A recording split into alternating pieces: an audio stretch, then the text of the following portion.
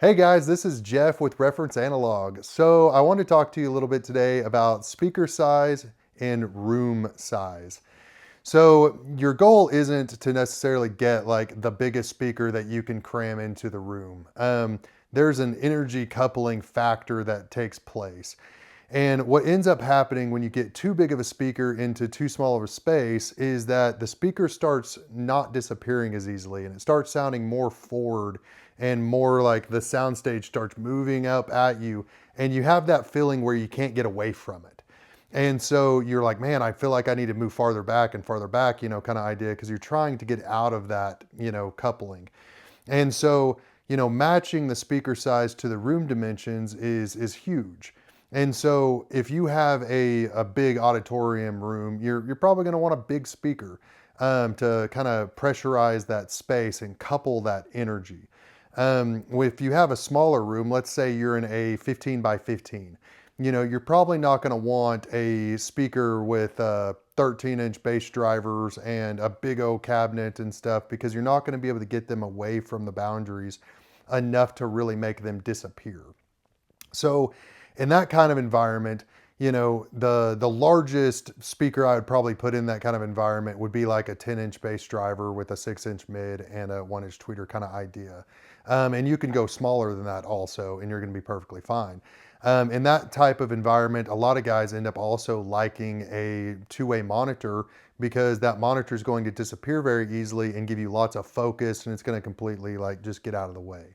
And then you can pair subs in there to augment the bass on that monitor. I love full range speakers. I do. I'm a sucker for like Rockport's full range stuff, but there is a place and time for monitors and things like that also.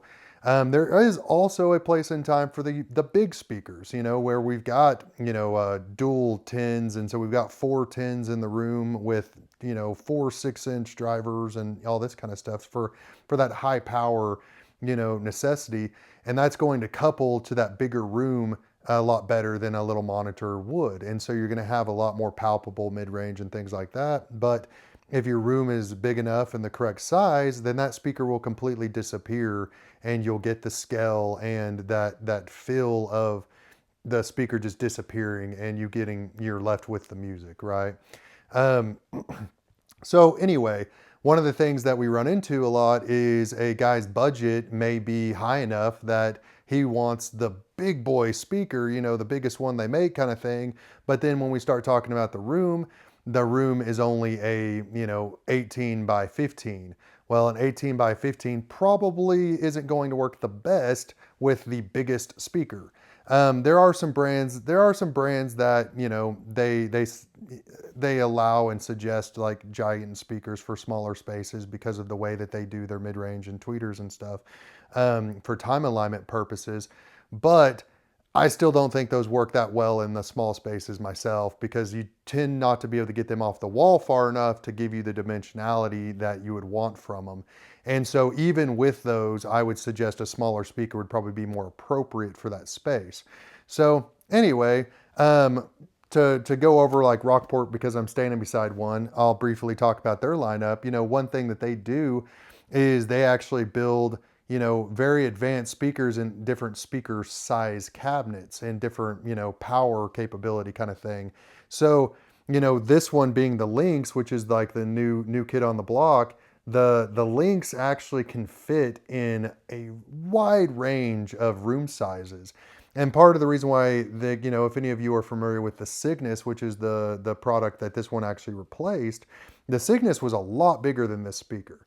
And what they kind of found is that you weren't able to get the cabinet technology in the Cygnus that you could get with the Lynx, but also the Cygnus required a big room to really, sound its best.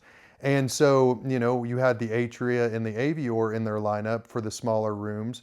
But this one, they basically launched with the more advanced cabinet material and the more advanced waveguide that is available only in the upper tier speakers.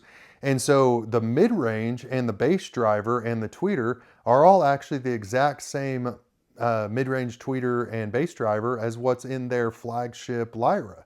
The main difference is that the cabinet is not quite as advanced as the Lyra, but you know, the drivers themselves are the same drivers. There's less of them, but it allows for that level of performance to be achieved in a much smaller space. So anyway, just food for thought. If you're battling your room and you're battling with feeling like you need to move away from the speaker, but you've got nowhere to go in the room, you probably have too big of a speaker. One thing that you can try if you're in that scenario and you've already purchased the speaker and you're sitting with it is see how far out into the room you can get it away from the boundaries and still it still feel like you've got some space to work with, but the more that you can get it away from that boundary and decouple it a little bit, the easier it's going to be to disappear. But it's if you've got too big of a speaker and too small of a space, it's a hard ask. A lot of times in that smaller room, the smaller speaker will actually perform better because it's more dimensionally correct for the size space. So anyway, food for thought, guys. You know, just if your budget is up there to be able to afford the big models, it doesn't always mean that your room is set up to be able to handle the big models. So let's get you into the right size speaker for the right size room, and hope you guys enjoy this hobby like I do. So anyway, all right, see you guys next time.